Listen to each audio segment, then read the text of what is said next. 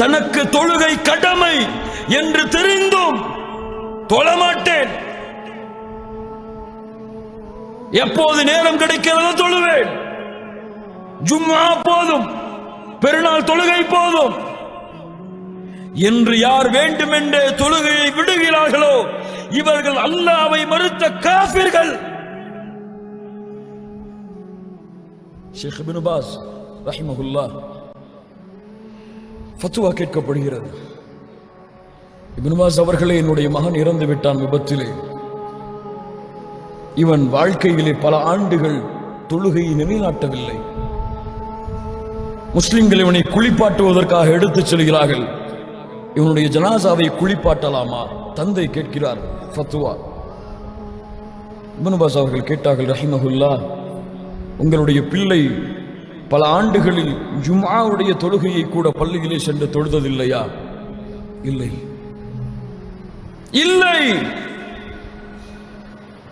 அப்படி என்றால் உங்களுடைய மகனை நீங்கள் குளிப்பாட்டி அடக்கம் செய்வதற்கு அனுமதி கிடையாது. முஸ்லிம்களுடைய கபுர்ஸ்தானிலே அவர்களுடைய அடக்கஸ்தலமாக அடக்கஸ்தலத்தை ஆக்குவதற்கு மார்க்கத்திலே அனுமதி கிடையாது. தொழுகை ஈமானை முடிவெடுக்கக்கூடிய செயல். ஏதோ புறம் பேசுவது, பொய் பேசுவது அது போன்ற பாவம் அல்ல. ஈமான் தொழுகை. ஸல்லல்லாஹு அலைஹி வஸல்லம் சொன்னார்கள், கொஞ்சம் கேளுங்கள். இன் அஸ்கல ஸலாஹ், சிரமமான தொழுகை. சிரமமான தொழுகை யாருக்கு? முனாஃபிக்குகள், நயவஞ்சகர்கள், காஃபிர்கள், முஷ்ரிக்குகளை விட மோசமானவர்கள். இவர்களுக்கு சிரமமான தொழுகை. இவர்களுக்குத்தான் ஃபஜ்ருடைய தொழுகையும் இஷாவுடைய தொழுகையும். மஆதல்லாஹ்.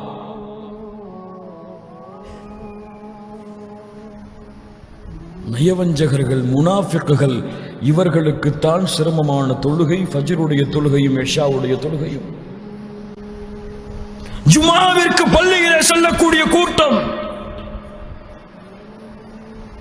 மற்ற தொழுகைகளை பள்ளியிலே நிறைவேற்றக்கூடிய கூட்டம் ஃபஜ்ருடைய தொழுகையை அலட்சியம் செய்கிறது. காலை விடியலுக்கு பிறகு வீடுகளிலே தொழுது கொள்ளலாம் என்ற கற்பனையில் மிதக்கிறது.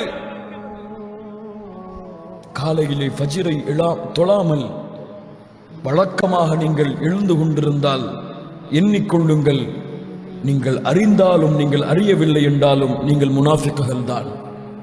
முனாஃபிக்குகள் தான். ரசூலுல்லாஹ் ஸல்லல்லாஹு அலைஹி வஸல்லம் உடைய வார்த்தை உண்மை. நியத்து வைப்போம், இன்ஷா அல்லாஹ் நாளை தொழுவோம், இன்ஷா அல்லாஹ், இன்ஷா அல்லாஹ். யா அல்லாஹ், நாங்கள் முனாஃபிக்குகள் அல்ல. மறதியிலே வாழ்கிறோம் யா அல்லாஹ், அலட்சியத்திலே வாழ்கிறோம் யா அல்லாஹ், தெரியாமல் வாழ்கிறோம் யா அல்லாஹ். உதவி தேடி உறங்குங்கள். காலையிலே உங்கள் ஈமான் உங்களை எழுப்பும். அல்லாஹ்வின் அச்சம் உங்களை தட்டும், விடாது உங்களை.